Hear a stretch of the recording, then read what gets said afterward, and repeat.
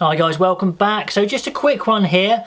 Been thinking about the Wales-England game. I'm always nervous for Wales-England games, being an England fan, because I know that Wales are always in the fight. But rather than just an emotional thing, I wanted to come up with actually 3 reasons why I think Wales do have a chance in this game. Many are writing them off. Sure, England are favourites, but I don't think Wales, should be written off. Because, point 1, back row. Now that sounds weird because Wales have an incredibly inexperienced back row, being their flankers only having 3 caps between them.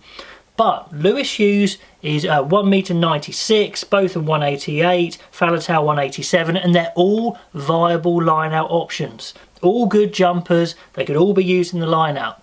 And that is in stark contrast to England, who are a lot shorter, on average 3 inches shorter.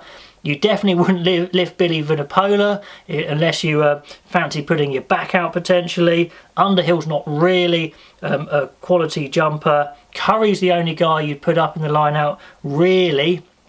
And he's only quite new to this line-out jumping business anyway.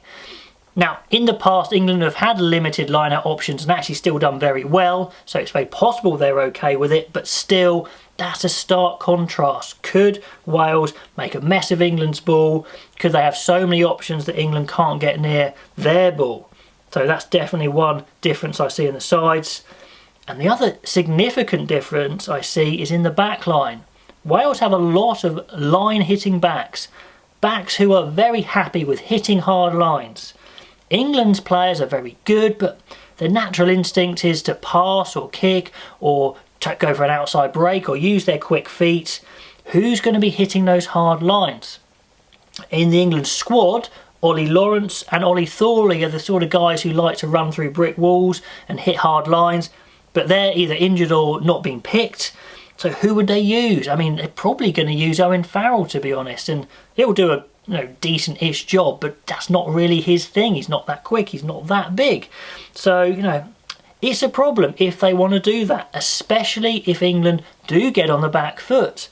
If the Welsh pack can get some parity, put some pressure on, and England have to crash the ball up, they just don't have the options or off the bench unless, as I've said before, they start using Ben Earl in the back line. Whereas Wales, Johnny Williams is happy taking the ball up. Tompkins is a bit smaller, but he still loves hitting a good line, as he has done for Saracens. Adams can hit a big inside line. Zammit doesn't mind running through traffic, even though he's young. So they've got plenty of players who could do this. England do not. Could that catch them out?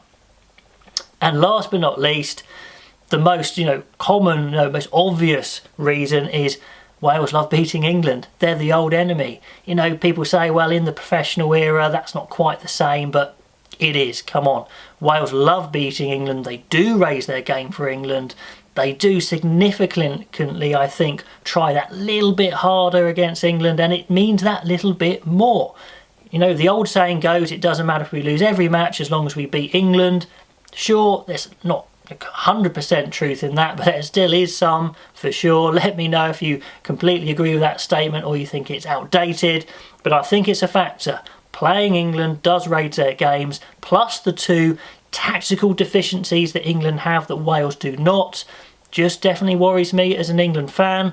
Let me know if you think it's significant or if you think England will win easily.